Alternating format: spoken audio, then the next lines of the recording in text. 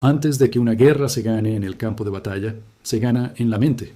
Y en este momento, Irán está ganando la guerra de la información de una manera que está sacudiendo la base política de Israel desde dentro sin necesitar ni un solo misil adicional para hacerlo. Aquí está lo que realmente ocurrió explicado con precisión para que entiendas exactamente por qué todo el mundo empezó a hacer una sola pregunta la semana pasada. ¿Dónde está Benjamin Netanyahu? El 2 de marzo, tercer día de esta guerra, el cuerpo de la Guardia Revolucionaria Islámica de Irán emitió una declaración militar formal. Anunciaron que sus misiles balísticos Kabar-Shechen, el mismo sistema de armas que ya había golpeado con éxito objetivos en múltiples países de la región, habían sido disparados contra dos direcciones específicas en Israel. La primera era la oficina oficial del primer ministro Benjamin Netanyahu. La segunda era la casa del comandante de la Fuerza Aérea israelí Tomer Bar. La declaración del IRGC dijo que ambos ataques fueron operaciones dirigidas de precisión. Dijo que los ataques fueron una sorpresa y luego añadió una frase que recorrió el mundo a la velocidad de las redes sociales. El destino de Netanyahu, decía la declaración, no estaba claro. La oficina del primer ministro de Israel respondió el mismo día. Llamaron a las afirmaciones del IRGC noticias falsas. La declaración fue breve, categórica, y no contenía prueba visual, ni conferencia de prensa, ni video de Netanyahu hablando desde una ubicación específica.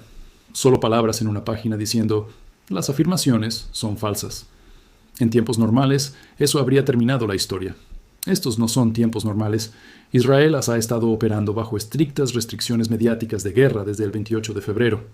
La prensa internacional no puede acceder libremente a las zonas de ataque, los daños a la infraestructura militar israelí y a las ubicaciones del liderazgo están legalmente suprimidos de publicación. A los medios israelíes se les prohíbe informar sobre bajas del IDF o daños en instalaciones sin autorización oficial. El gobierno controla casi todo lo que el público ve sobre lo que está ocurriendo dentro de las fronteras de Israel. El resultado es un vacío, y en un vacío, cada pregunta sin respuesta se convierte en su propio tipo de respuesta. Durante los 4 o 5 días que siguieron a la afirmación del ataque del IRGC, Netanyahu no apareció en video en vivo, no celebró una conferencia de prensa, no publicó en redes sociales. Los medios israelíes informaron que visitó el sitio del refugio antimisiles de Beit Shemesh el 6 de marzo, el lugar donde 9 personas murieron dentro de un refugio antiaéreo, y su oficina publicó una declaración escrita el 7 de marzo. Pero la ausencia de apariciones públicas sostenidas, verificables y con marca de tiempo durante esos días iniciales críticos mantuvo viva la especulación a nivel global. Luego llegó el desarrollo que cambió el cálculo nuevamente. Hoy, 10 de marzo, los 2 enviados más senior de Trump para Medio Oriente, el representante especial Steve Witkoff y el asesor presidencial Jared Kushner, estaban programados para volar a Israel para reuniones directas con Netanyahu. Estas no eran visitas diplomáticas de rutina. Witkoff ha sido el principal canal trasero de Trump en casi todas las negociaciones regionales importantes. Alto el fuego en Gaza, liberación de rehenes, las conversaciones indirectas con Irán en Omán y Ginebra antes de que comenzara la guerra. Kushner ayudó a diseñar los acuerdos de Abraham. Ambos hombres han visitado Israel durante conflictos activos antes. Ninguno había cancelado hasta ahora. Channel 12 de Israel dio la noticia. The Jerusalem Post lo confirmó a partir de fuentes separadas. Tanto Witkoff como Kushner cancelaron el viaje. No se proporcionó ninguna razón oficial. No se anunció una fecha reprogramada. El momento hizo que la cancelación impactara más de lo que habría impactado de otro modo. 4 días antes, The Jerusalem Post ya había informado sobre una fractura significativa entre Washington y Tel Aviv. El primer desacuerdo público confirmado entre los dos gobiernos desde que comenzó la guerra. Funcionarios estadounidenses dijeron al Post que fueron tomados por sorpresa por la magnitud de los ataques israelíes contra la infraestructura petrolera iraní.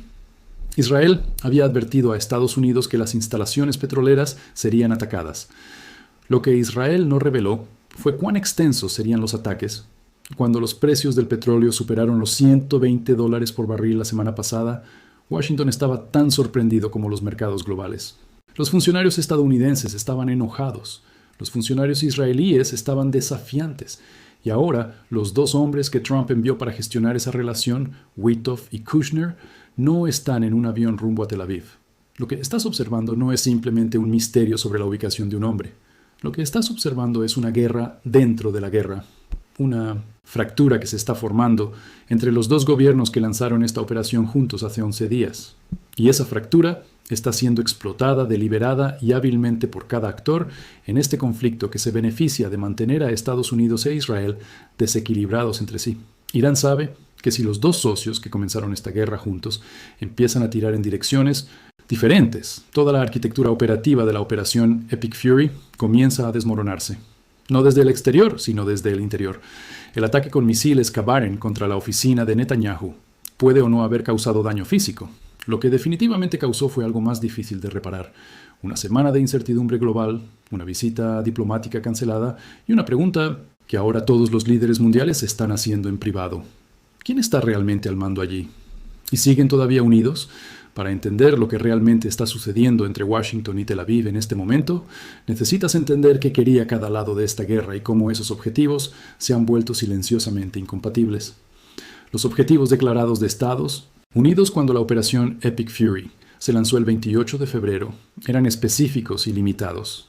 Destruir permanentemente el programa nuclear de Irán, degradar su infraestructura de misiles y crear las condiciones para un cambio de régimen eliminando al líder supremo.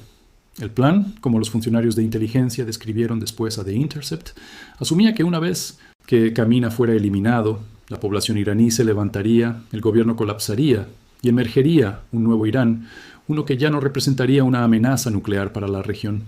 Ese plan fracasó completamente. Mojtaba Kameh fue nombrado nuevo líder supremo.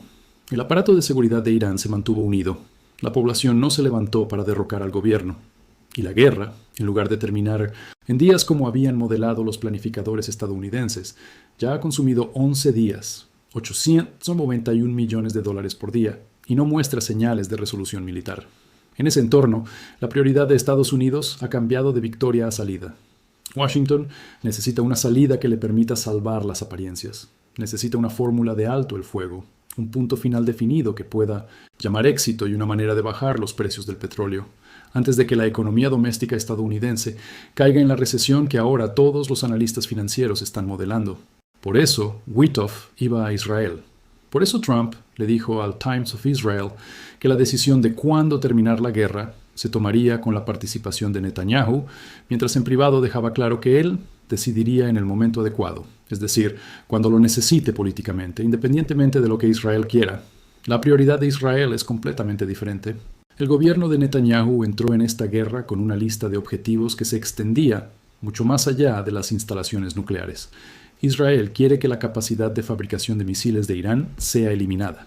Quiere que la estructura de liderazgo del IRGC sea destruida y ha estado atacando la infraestructura petrolera iraní, una categoría de objetivos que Estados Unidos no aprobó a la escala que Israel eligió ejecutarlos. Ese es el punto específico de fricción que informó The Jerusalem Post. Israel le dijo a Estados Unidos que las instalaciones petroleras serían atacadas. Israel no le dijo a Estados Unidos que los ataques empujarían el petróleo global por encima de $120 por barril y desencadenarían daños económicos en cascada que ahora son políticamente tóxicos en Estados Unidos. La ira de Washington es real. La cancelación de Witkoff y Kushner lo refleja. Y aquí es donde la estrategia de Irán se vuelve visible. Irán no ha estado luchando esta guerra a ciegas. Ha estado leyendo la relación entre sus dos adversarios y aplicando sistemáticamente presión en los puntos donde esa relación es más frágil. Cuando Irán atacó la infraestructura civil israelí, el hotel en Palm Hira, las aproximaciones del aeropuerto, el refugio antibombas en Beth Shemesh, estaba aplicando presión sobre la capacidad de Estados Unidos para defender el caso moral de la guerra a nivel internacional. Cuando Irán atacó repetidamente bases estadounidenses en Kuwait, Bahrein y Qatar, de manera constante y con creciente precisión, utilizando inteligencia rusa, estaba aplicando presión sobre la tolerancia doméstica de Estados Unidos a las bajas militares. Cuando el IRGC de Irán emitió su declaración sobre la oficina de Netanyahu y declaró que su destino era incierto, estaba aplicando presión sobre la narrativa global de que Israel todavía tiene control total de esta operación. Cada uno de esos puntos de presión ha producido un resultado medible. A nivel internacional, Human Rights Watch abrió una investigación por crímenes de guerra.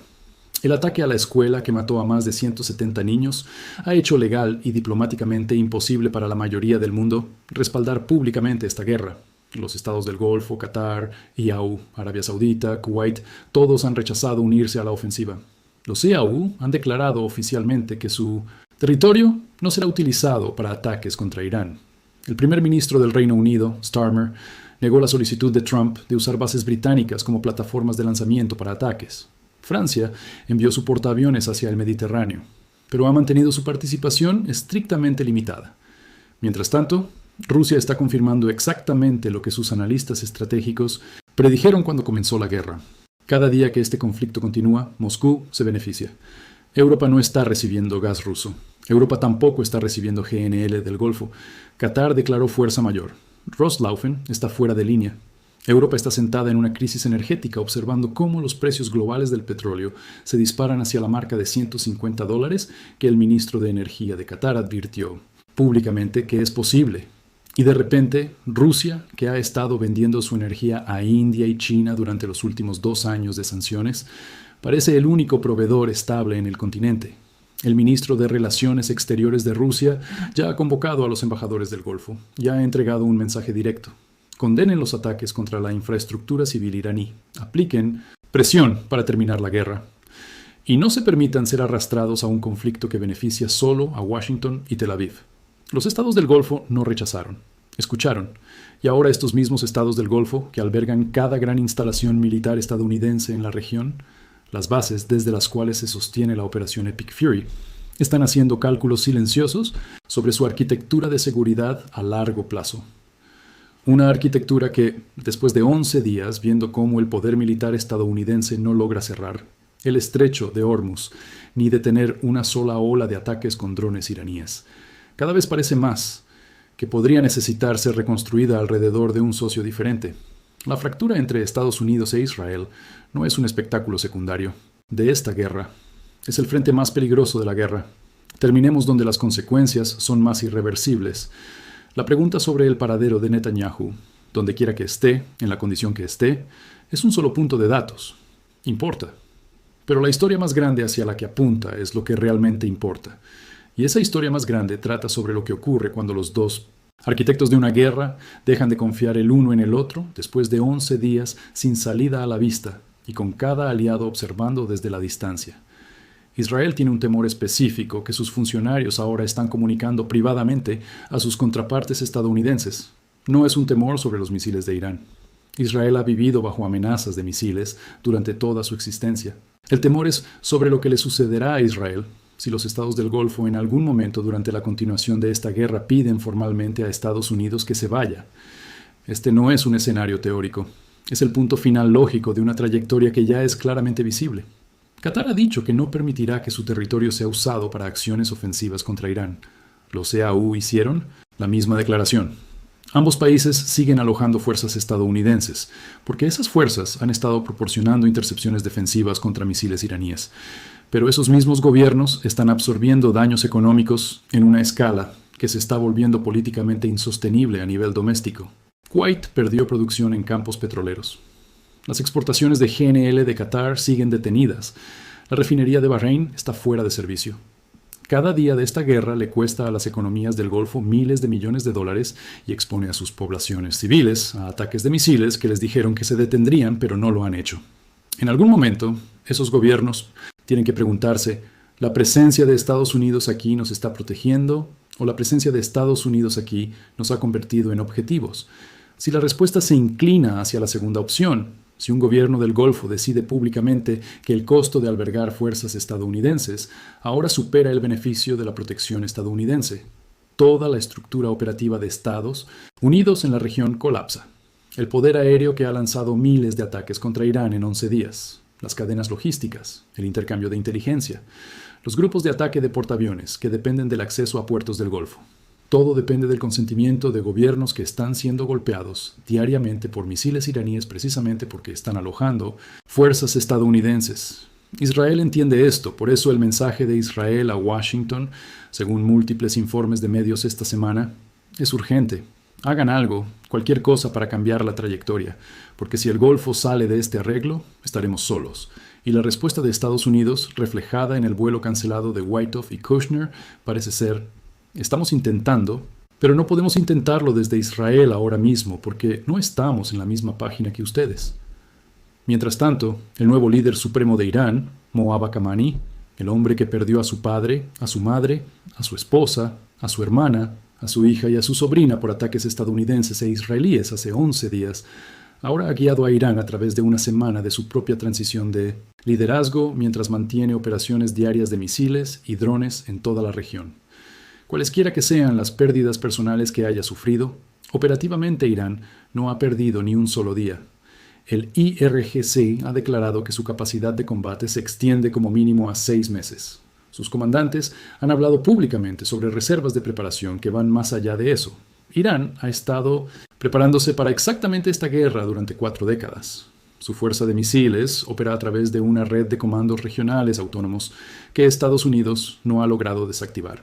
Su cadena de drones, suministrada por componentes chinos, no ha sido interrumpida. Su inteligencia ha sido reforzada por datos satelitales y de señales rusos que le han permitido localizar y atacar personal estadounidense con una precisión que superó las proyecciones de Washington. Y de manera crítica, la oferta de Irán de un alto el fuego limitado nunca ha incluido a Israel. Desde el principio, la posición pública de Teherán ha sido: si los estados del Golfo dejan de permitir que su territorio sea utilizado para ataques contra Irán, Irán dejará de atacar a los estados del Golfo. No dejará de atacar a Israel. No dejará de atacar a las fuerzas estadounidenses mientras las fuerzas estadounidenses estén atacando activamente a Irán. Esa brecha entre lo que Irán aceptará y lo que Estados Unidos e Israel necesitan es la brecha que Witkoff y Kushner debían ir a Israel a discutir. El hecho de que esa discusión no esté ocurriendo hoy aquí en persona entre los aliados más cercanos en esta guerra es la señal más clara hasta ahora de que nadie en este conflicto sabe realmente cómo termina. El avión del día del juicio está en el aire. Los estados del Golfo están retrocediendo. Rusia está recogiendo los dividendos económicos de una guerra que no inició. China está suministrando al adversario. Y los dos gobiernos que lanzaron la operación Epic Fury juntos hace 11 días, hoy no están en la misma sala. Netanyahu está vivo. Su oficina lo confirmó. Sus apariciones lo confirmaron. Pero la alianza que puso a la fuerza aérea de su país y a los bombarderos ve 2 de Estados Unidos en el cielo juntos el 28 de febrero. La alianza que se suponía sería el eje inquebrantable de esta guerra está mostrando sus primeras grietas. Y en guerras como esta, las primeras grietas siempre son las más importantes porque nunca se quedan.